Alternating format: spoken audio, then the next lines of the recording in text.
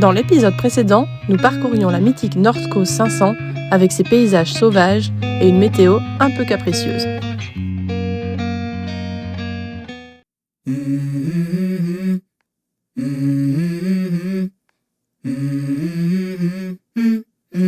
Let's go. On se retrouve dans ce nouvel épisode pour redescendre la côte est de l'Écosse en direction d'Édimbourg avec de célèbres arrêts au programme. Mais avant ça, on commence par la visite de 2 châteaux, dont celui Saint-Clair et puis celui de Dunrobin. Et vous allez voir, ils sont bien différents. Pour découvrir le château Saint-Clair, on s'aventure sur le rivage à la géologie si particulière. Une fois de plus, il s'agit d'un tas de cailloux, mais les vues sont splendides.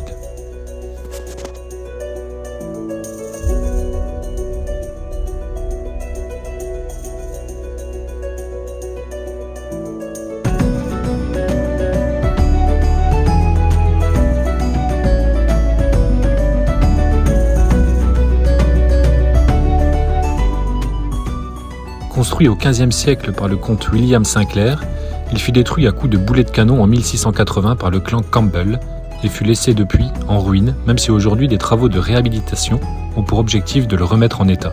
Il y a encore un peu de boulot.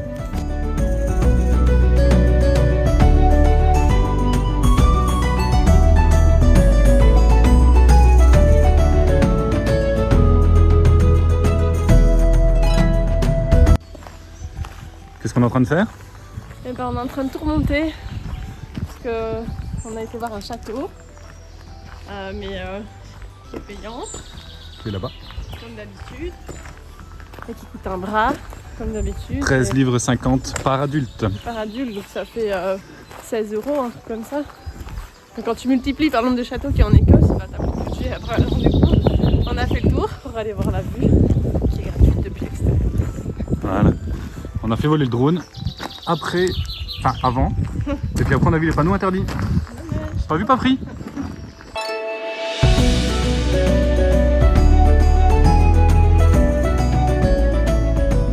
Le château de Dunrobin ressemble enfin à un vrai château.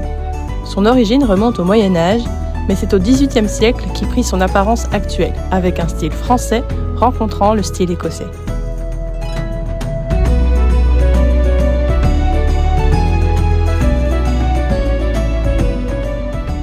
La visite de l'intérieur vaut probablement le détour, avec, paraît-il, de somptueuses pièces, dont une dédiée au trophée de chasse.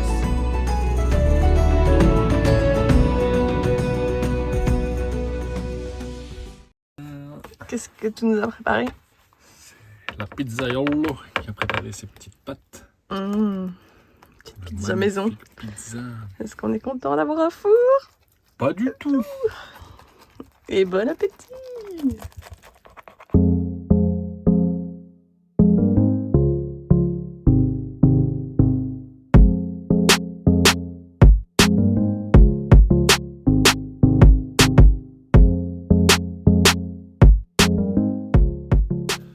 Les cascades de Ploda sont parmi les plus spectaculaires d'Écosse, avec 46 mètres de hauteur. Et la passerelle en bois qui y mène est facilement accessible pour une petite balade.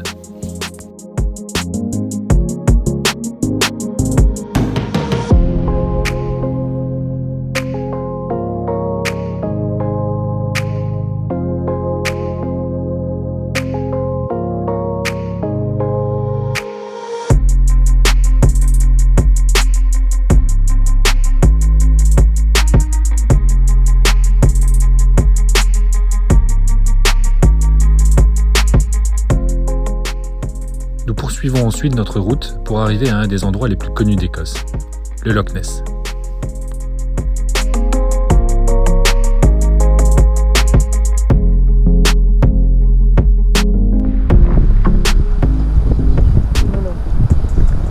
Alors ? J'attends le monde. Je vois rien. Il commence à pleuvoir, je dois rentrer. Dommage. Pas si fou, hein ? C'est pas le plus beau. Non. Eh bien, nous sommes arrivés au bord du loch le plus célèbre d'Écosse. C'est ça. Le Loch Ness. Et c'est un loch, pas le plus beau de ceux qu'on ait vus. Par contre, c'est ultra touristique. Donc déjà l'Écosse c'est touristique de base, on croise quand même du monde. Mais alors là, c'est bus à gogo et puis même le château, le parking est plein alors qu'il est énorme. Il y a les bateaux, des croisières de bateaux partout, des musées qui coûtent 8 livres l'entrée. Donc voilà, on a fait l'impasse, mais on a quand même jeté un coup d'œil pour voir si on ne voyait pas le... Si un jour j'ouvre une chambre d'eau tout près d'un lac, j'inventerai une légende comme quoi il y a un monstre dedans, je pense que ça marchera bien. C'est clair. Enfin voilà, donc on n'a pas fini ici, mais on est quand même passé là-dedans. Et voilà, maintenant on va continuer vers Inverness. Tu veux dire autre chose? Parce que c'est toujours moi qui parle. On a fait ça très très bien, comme toujours. Donc quelles sont tes impressions en général? Il pleut, il y a du vent. C'est beau. On se Ne met pas vous arrêtez pas au Loch Ness, faites la NC 500 même en 3 jours s'il faut, même si vous tracez rien que les vues le long de la route, elles sont incroyables. 1000 fois mieux. Bref, la météo pluvieuse ne nous a peut-être pas aidé à apprécier le Loch Ness et nous repartons un peu déçus, car pour nous, ça n'a vraiment pas été un coup de cœur par rapport au reste de l'Écosse.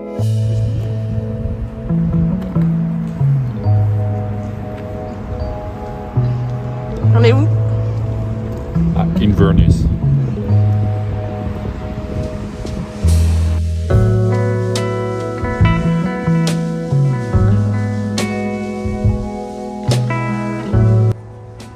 Une livre, la visite de la cathédrale. Une putain de livre. Il y a 7 bus là-bas, 7 fois 60, 420, minimum 500 livres pour eux aujourd'hui parce que je suis sûr qu'il y en a qui n'ont On va faire une église, non? Hein? On va faire une église. Non, moi j'ai fait une photo dehors, c'est très bien.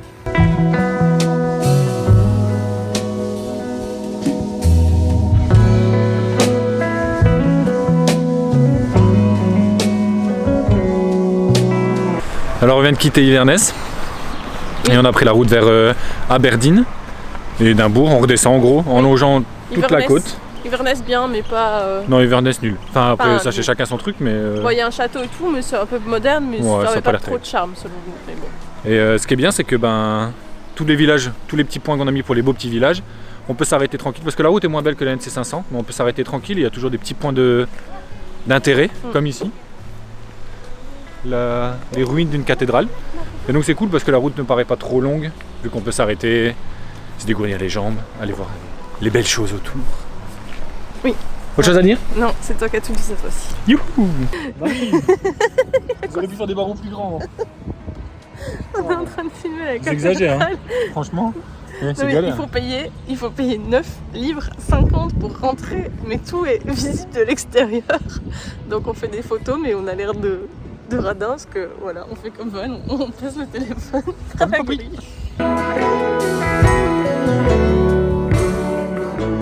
Construite au XIIIe siècle, la cathédrale fut ravagée 2 fois par des incendies, mais elle fut abandonnée en 1560 suite à la réforme protestante, et ses pierres servirent en partie à la construction des maisons locales.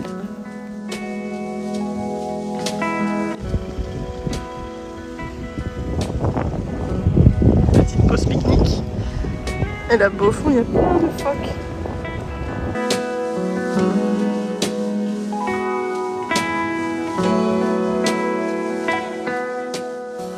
On s'arrête ensuite pour admirer le beau Fiddle Rock, une arche naturelle appelée ainsi parce qu'il ressemble à la pointe d'un archet de violon.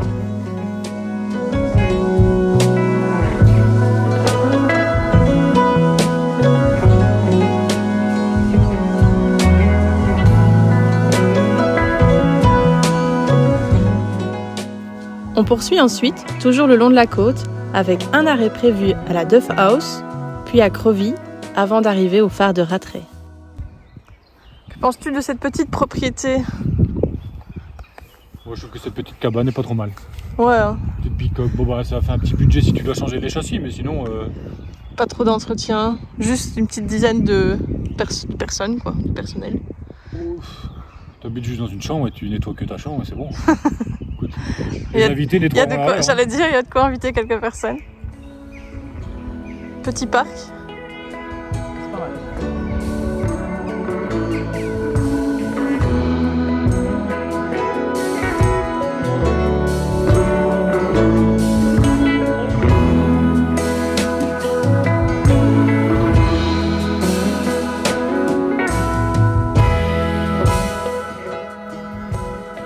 Strovie est un joli petit village qui vivait exclusivement de la pêche.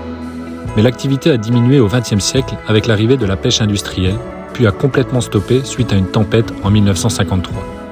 Aujourd'hui, c'est davantage un joli petit village de plaisance.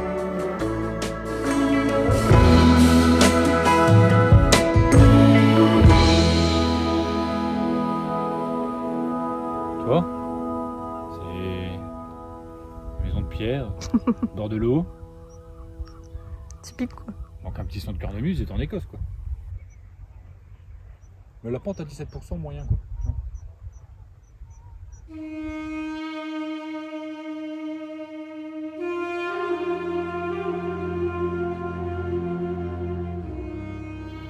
Puis, nous changeons complètement de décor et arrivons près des dunes pour aller voir le phare de Rattray, qui symbolise la pointe nord-est de l'Écosse.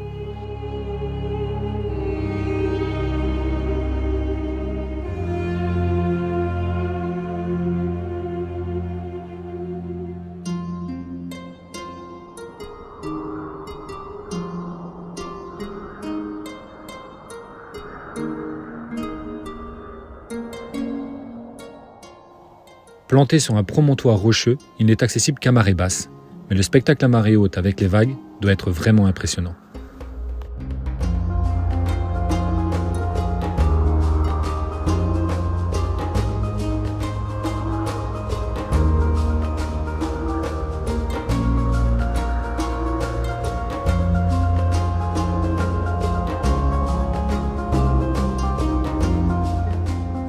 Nous continuons de redescendre la côte avec un arrêt vers le château de Newlands avant d'arriver vers Aberdeen.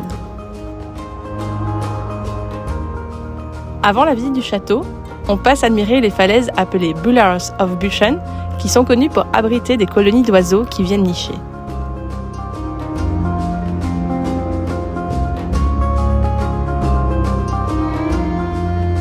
Et on y va surtout pour tenter de voir des macareux. Malheureusement, ces oiseaux sont petits et très difficiles à prendre en vidéo.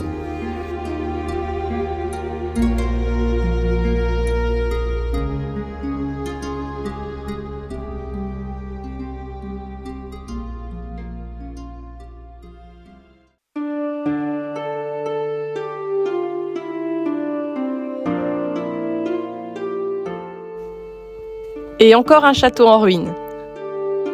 Ici, on peut facilement explorer les différentes pièces qui le composaient et il est vraiment énorme.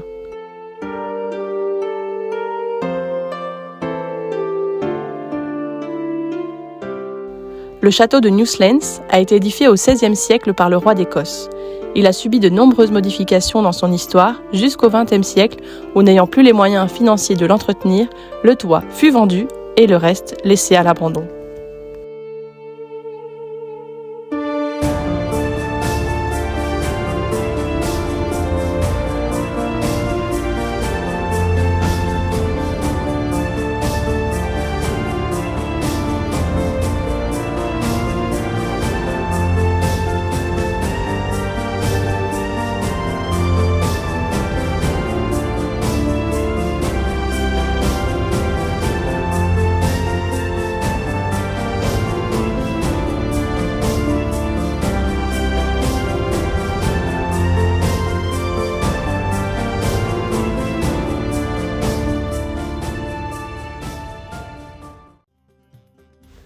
Bienvenue à Aberdeen, troisième ville d'Écosse et capitale du pétrole offshore anglais.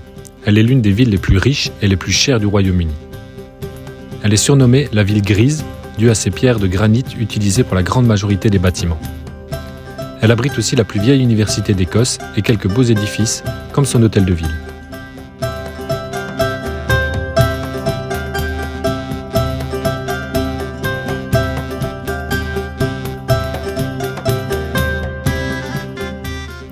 La balade vaut la peine et la ville nous aura plus charmé qu'Iverness.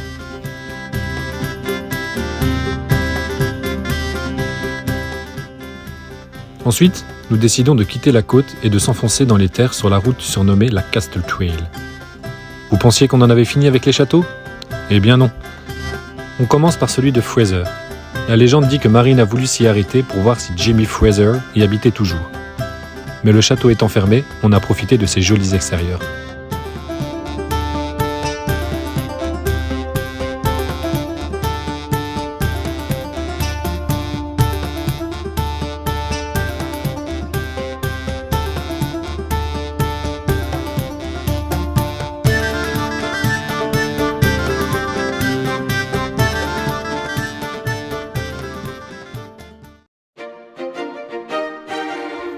Et on enchaîne avec le château suivant, celui de Craigievard. Et vous allez voir, celui-ci a une petite particularité.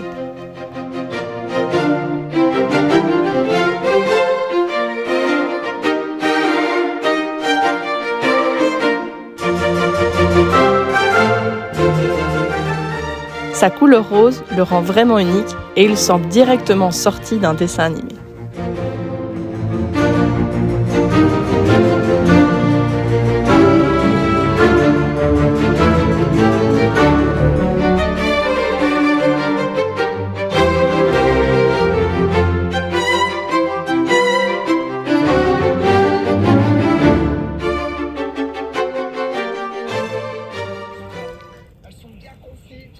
Comment ça va? Plutôt pas mal. Après cette journée Éreintante. Bon, on a pas mal roulé. Mais... Très bien, ça va très bien. Bonne On redescend fin de journée. tranquillement, on a fait quelques belles visites. Écoute, moi, une fois que je suis en jogging, chaussettes, Birkenstock, finale de Top Chef, petit feu. Je vais pas dire. On a déjà été plus mal. Ça la vie.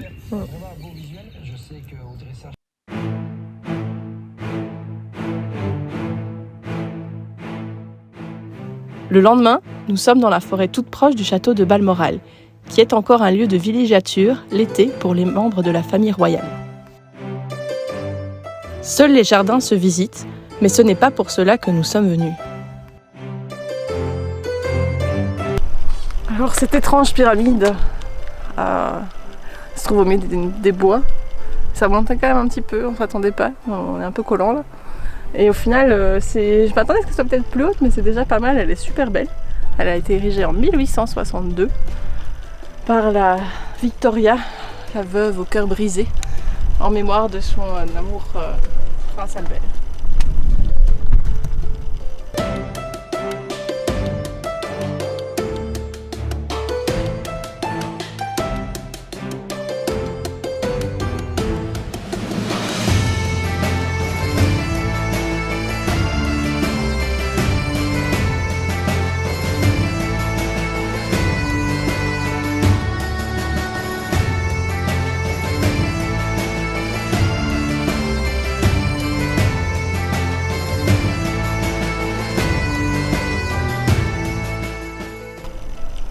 Autant te le dire tout de suite, je ne te ferai jamais une pyramide, même si je t'aime très fort. Ah bon? Non. Mais moi je ne ferai jamais un prince Albert, parce qu'en Belgique ça veut dire autre chose et c'est pas une pyramide. Allez voir sur internet si vous voulez, mais... On se rapproche alors d'Édimbourg avec quelques arrêts insolites, mais avant cela, nous traversons le parc national de Cairncalls, qui nous offrira à nouveau des paysages splendides.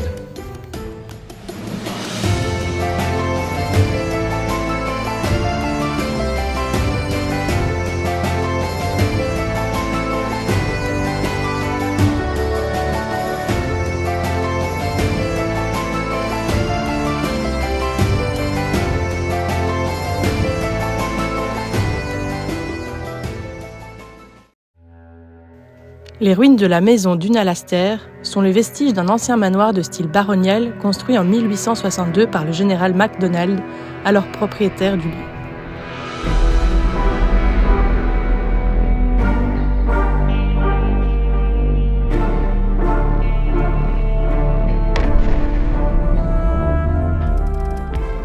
La maison a ensuite été réquisitionnée pendant la Seconde Guerre mondiale et ensuite utilisée comme école pour les réfugiés polonais. Finalement abandonnée en 1952, elle devient rapidement une coquille abandonnée et sans toit où la végétation reprend ses droits.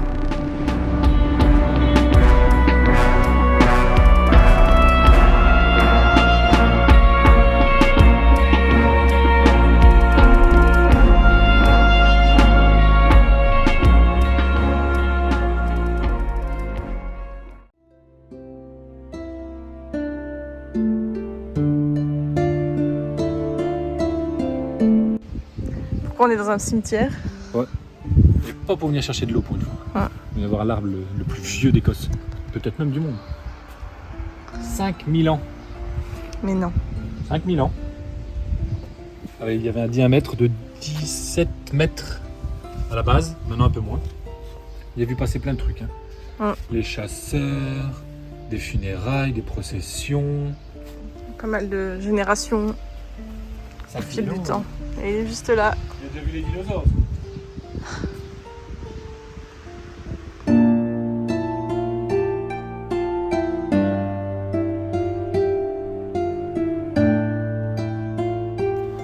Et voici le château de Menzies.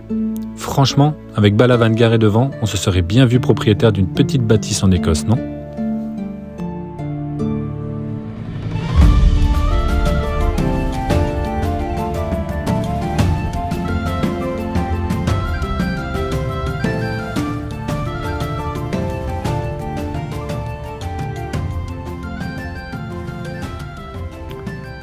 Malheureusement, nous ne le savions pas, mais ce sera notre dernier château, et nos plans vont être brutalement bousculés.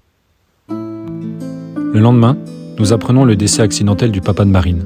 Nous quittons donc précipitamment l'Écosse pour rejoindre nos familles. Néanmoins, l'Écosse restera une destination que nous avons adorée. Dans la prochaine vidéo, on vous propose un petit bilan avec nos coups de cœur, nos conseils et le budget. Pour continuer à suivre nos découvertes, abonnez-vous sur YouTube et sur Instagram.